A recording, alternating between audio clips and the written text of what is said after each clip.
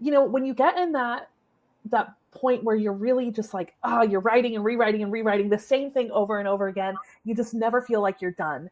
That is definitely a sign that you're out of alignment with your brand. Yeah, absolutely. And it's so easy to do with AI tools now is, oh, Yeah.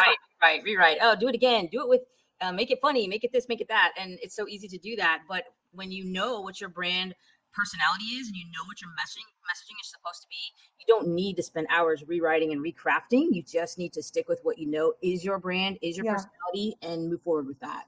Well, it's almost like these signals that you're off, they actually kind of align. If you're feeling like you're putting on a costume every day, then of course you're not going to be speaking in your own voice. Right. That your message is going to feel like it's not done. And you can also get to that point, like Gretchen was alluding to with AI, where am I starting to sound like everyone else? Yeah. Maybe you have someone that you've really looked up to as a brand or a thought leader, and you're like, oh, I want to follow their path. That's really good to have someone who inspires you. But then when we start all looking at that same leader in the industry and we're all trying to sound like that same leader in the industry, oh my gosh, it's just everybody starts to sound like everyone else.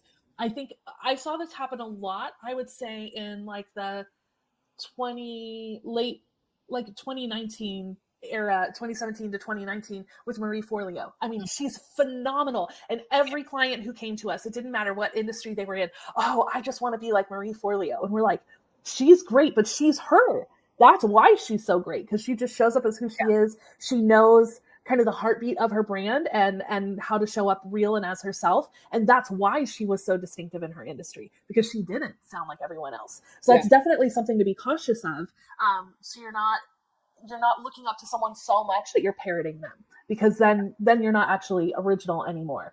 Yep. And on the flip side of that, with AI tools, it's very easy to say, "Oh, make this sound like," and then pick a random influencer. Yeah. ChatGPT is actually very good at doing that sort of thing. But the problem with that is you're not that person. You're not selling their products. You don't have their offers. And so trying to apply that to your own brand is going to fall flat. The other thing that's going to happen is if you already have an established audience, even if it's a small audience, and you start to do that, they're going to get very confused. They're going to be like, well, this isn't what you sounded like Yes. last week. And, or you weren't that excited about this offer. You weren't saying this about this thing last week. So it's going to become a lot of brand confusion when you start to do that.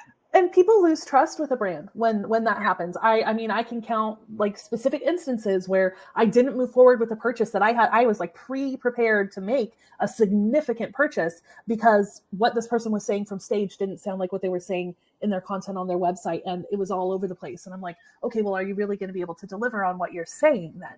So it's one of those things that's like, being out of alignment isn't just a problem for you, it's a problem for your audience, right? They're not getting to take that next step on bettering their health or taking that next step in their business or growing their finances, whatever your industry is. They're held back because we're not owning who we are in the moment. So, I think that's something to kind of keep in mind and go, okay, well, what are those next steps to sounding aligned, to having a message that feels like me, so that I'm not showing up in a costume?